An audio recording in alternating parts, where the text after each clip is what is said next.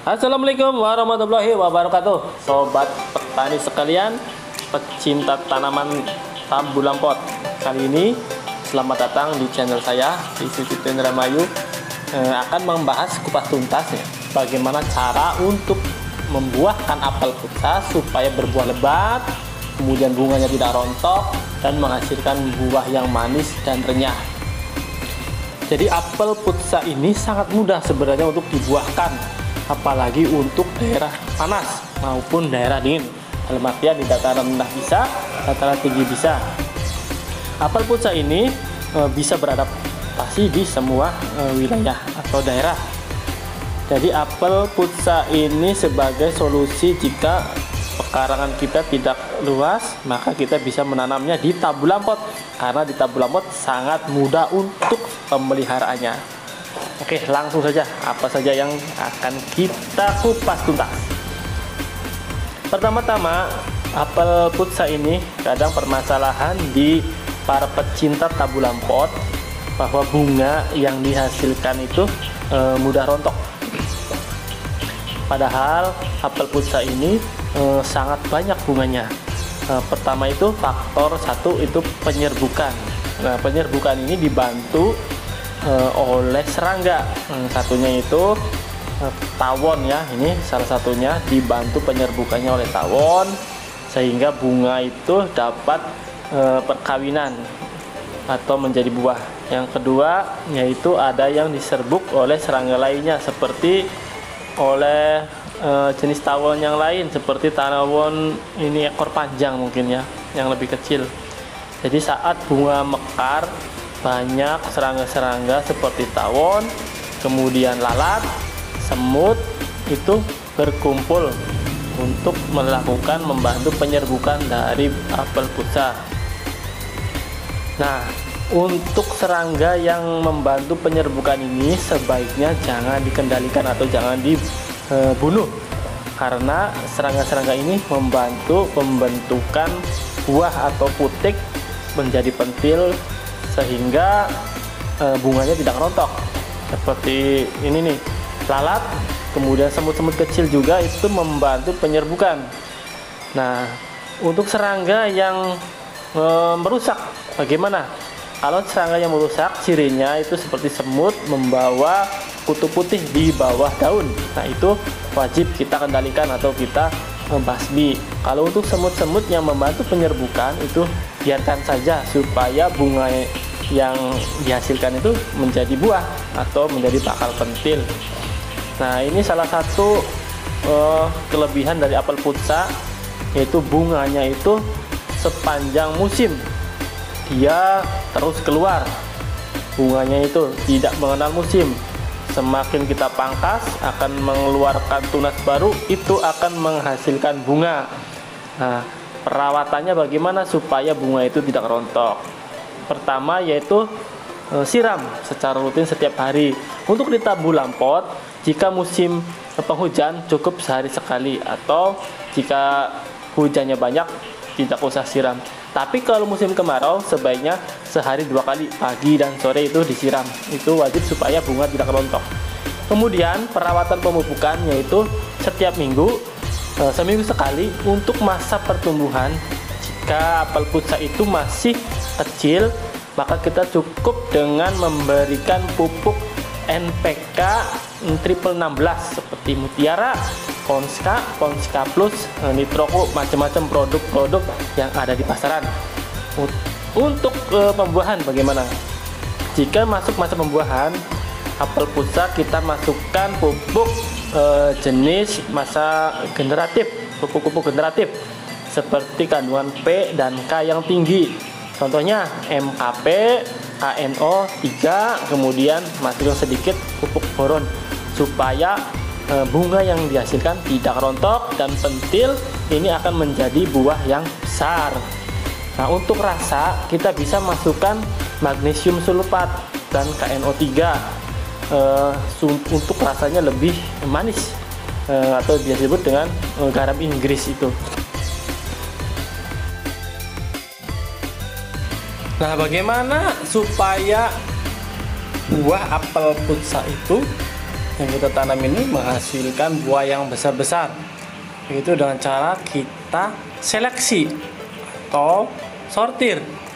Pilih buah-buah dalam satu dompol ini, pilih yang bentuknya bagus atau bisa besar. Contoh ini ada 4, maka kita buang 3, dan satu dompol kita sisakan 1 saja. Ini salah satu cara supaya buah yang kita hasilkan apel pusa ini akan besar. Kenapa kita harus pilih satu? Kalau dibuahkan semua, maka nutrisi akan terbagi menjadi buah-buah dalam satu dompol itu, sehingga kecil-kecil yang hasilkannya.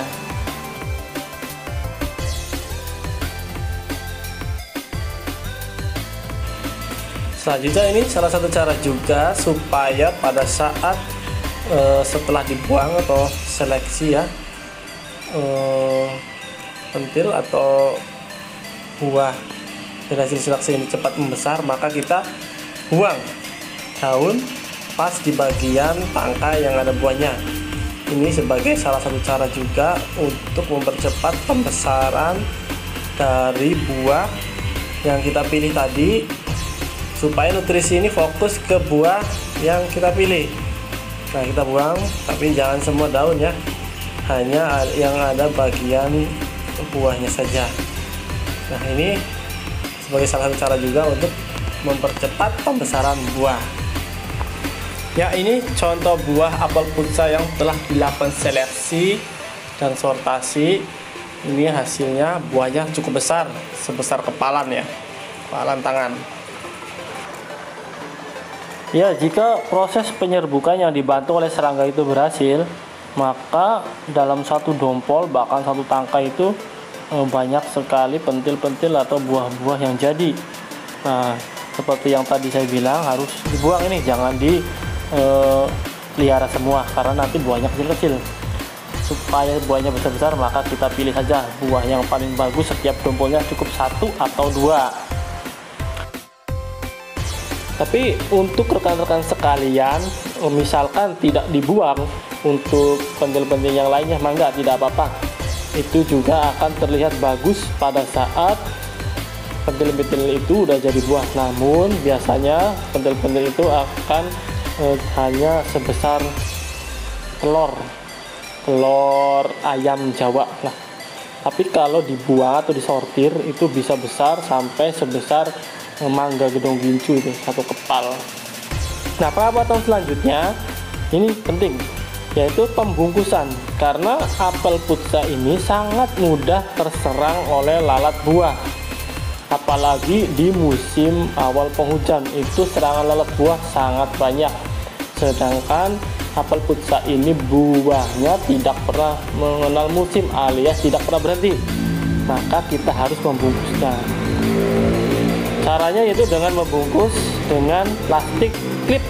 Nah, ini plastik klip ini sebenarnya hanya untuk mempermudah pada saat pembungkusan, tidak harus mengikat ataupun memberikan tali ya. Ini langsung kita klip, tutup. Nah, dengan syarat di bagian bawah harus kita lubangi atau jangan tertutup karena akan menyebabkan busuk atau jamur. Nah, setelah kira-kira 3 bulan dari pembungkusan, maka apel pusa ini akan besar dan bisa kita nikmati apel pusa ini. Nah, bagaimana kalau apel pusa kita tidak dibungkus? Nah, kemungkinan besar kita tidak bisa panen karena setiap buah yang ada di apel pusa itu atau pohon akan disengat oleh lalat buah dan tidak ada yang kelewat, maka kita tidak bisa panen pada saat apel itu menjadi besar.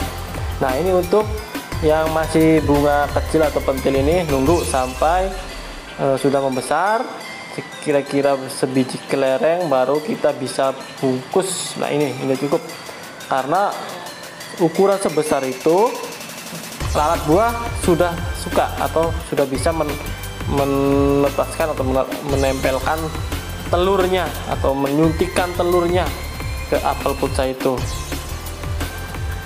Nah, ini contohnya dompol-dompol yang dihasilkan cukup banyak hasil penyerbukan oleh serangga yang tadi saya bilang. Kemudian hasil pemupukan juga. Ini contohnya ada satu dompol sampai 9 pentil atau buah ya. Tapi ini saya buang, nanti tinggal satu untuk satu dompol.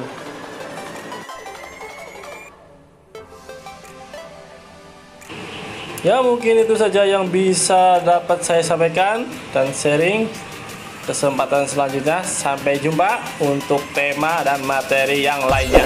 Terima kasih. Wassalamualaikum warahmatullahi wabarakatuh.